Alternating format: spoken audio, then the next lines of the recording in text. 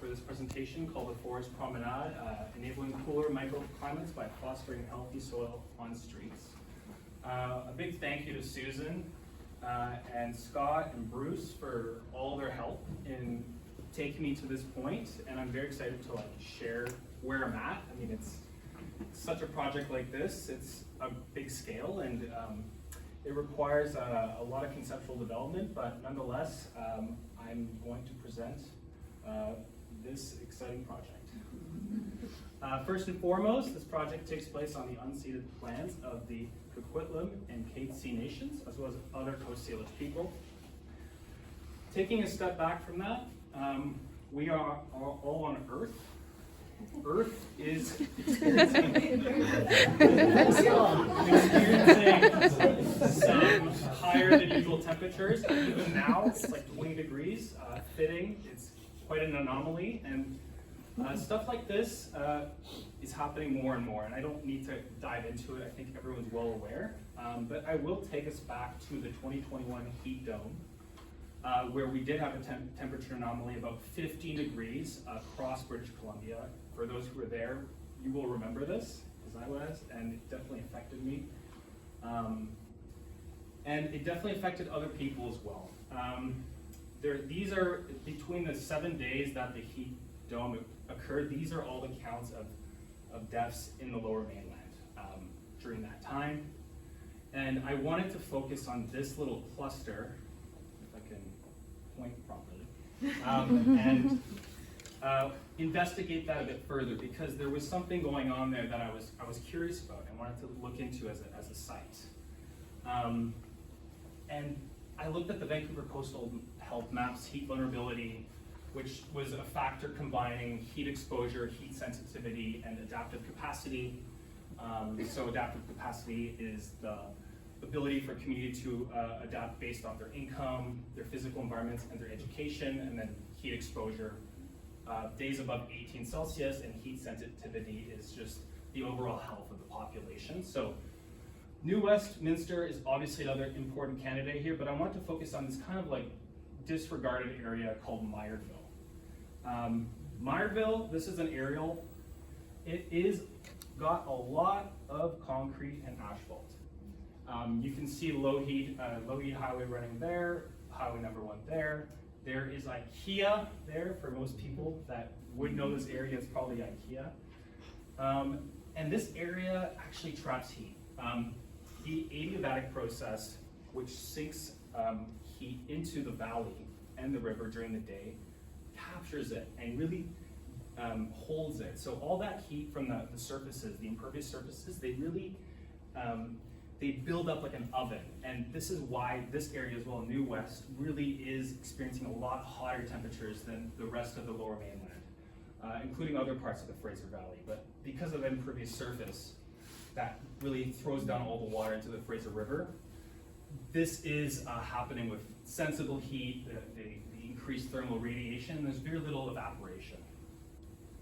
So you can see that air surface temperature here. The dark red actually indicates an average temperature of 38 degrees Celsius at the surface, which is pretty insane because our internal core temperature is 37. So important to remember that's above, and most of this area is experiencing that. Between 2019 and 2021, this was the data for the summers. So I'll paint up a little picture here of somebody. So this is Sally. She finished work. She's heading home. She's getting off a grain station. She's really tired. The sun's beating. She has to walk all the way across this overpass, over Highway 1, then over low heat. And she represents about 20% of Maillardville's population who commutes by transit. This is the actual site I just showed you in comic form, and people do this every day. Sometimes there's a bus that comes, it's infrequent. You can see people in disabilities dealing with this tiny sidewalk. It's a shame. And this guy called Gus, he's waiting for the bus stop in an area with no bus shelter. And there's nowhere to hide. He needs to get his bus, it's not coming. And heat stroke doesn't just happen at once, it's something that builds up over time. So during the course of the day, you're getting some important factors that influence you. So in the morning, he might have been influenced by the heat walking to work, and now he's at the end of the day, he's got a lot of less water. That loss of water creates pumping blood faster, which can lead to heat stroke, and that's something really important to consider when we're designing. So this is an example of a bus shelter with no shelter, bus shelter with no cover, and a bus stop with no shelter. I'm kidding. And there's an interesting article I was fortunate to get shared with at the right time, and it was called Evidence-Based Landscape Architecture, the Maturing of a Profession, and they drew the analogy of the health sector and doctors, and comparing it to landscape architecture, and pointing it out that we are at a point right now similar to when antibiotics were discovered, and we're applying this knowledge, but we're still not getting it totally to that next level. And so it's an interesting point, and landscape architecture has a role to play to address heat island, but we must base our facts on evidence.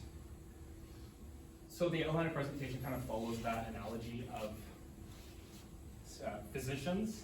So I'm going to be looking into the symptoms of the area, diagnosing them, proposing some treatments, and a prognosis timeline.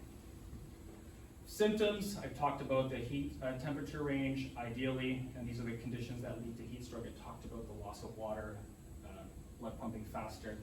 And if pushed past 40 degrees, certain conditions like cardiovascular diseases, diabetes, obesity, asthma, mental health, all at risk of heat waves.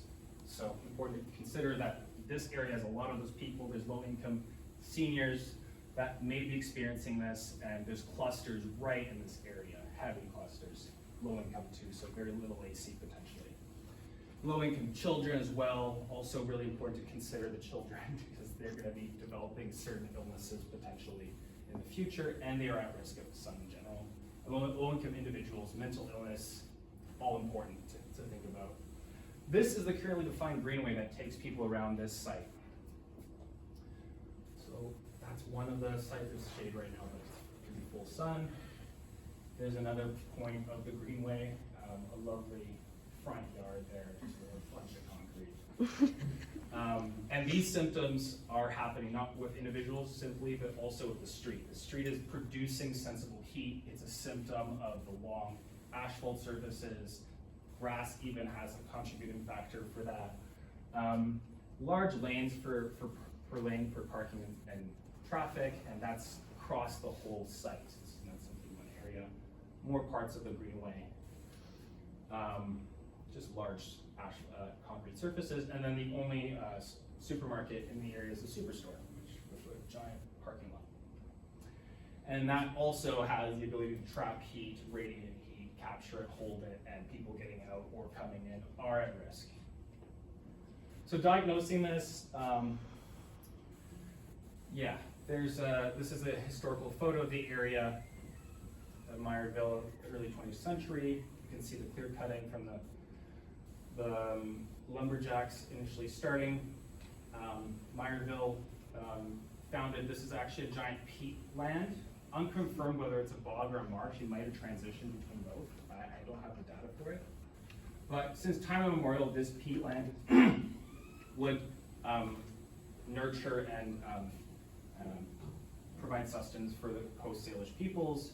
Then Maillardville got founded as a mills yard, bringing all kinds of people from Quebec to bring their training and skills. And then finally the chokehold, Maillardville, low heat highway, and that creates this condition over it. And I'm trying to redirect this feedback loop here of increasing dependence on air conditioning towards this homeostasis of transpiration cooling, and this air temperature is more moderate in the summer. And you can see that with these unfavorable feedback loops that lead to challenges in the human skin and in the environment. Air particles are breathed in, and then you can see what a favorable feedback loop looks like. Children are playing, touching soil, their skin is safe, roots of the soil are able to capture adequate nutrition. And it's important to consider also the human impacts of healthy soil to the gut microbiome. There's all kinds of things that develop there at a young age that leads to certain conditions like asthma and respiratory illness, as well as obesity, which then lead to heat stroke. I can dive into that a bit further, but for the sake of time, I decided to do my own touching of soil and actually did a bunch of tests. This is actually a test of peat I found on site 2, if you guys want to just touch it. It's kind of spongy. And I did test with a compaction device, a penetrometer, as well as soil auger. These are the 5 tests I chose, kind of scattered across the different soil types that you see there. I just picked different sites just to see what was going on. And it informed my site selection too. So I took 4 different auger samples, each 15 centimeter depths. You can see that range. This is the peak here, found at about the 50 centimeter mark, 45 to 60 centimeter. Before that, it was a bunch of clay. So it got kind of buried into the Superstore parking lot. This is another test. I won't dive into it too much. This is my process. I actually got a grateful situation happening with the soil science department, and they actually helped me do a bunch of these soil analyses. So this took some time, but it was really rewarding exercise. So you can see that these are the 5 samples I tested for pH, nitrogen, potassium, bulk density, compaction, salt levels, organic contents. I won't dive into it too much, but the good news is that salt levels are relatively low, which means that it's salvageable soil. Nitrogen, potassium, organic contents, you can energize that. So there's some hope in the soil, doesn't have to be shipped out. So my proposed treatments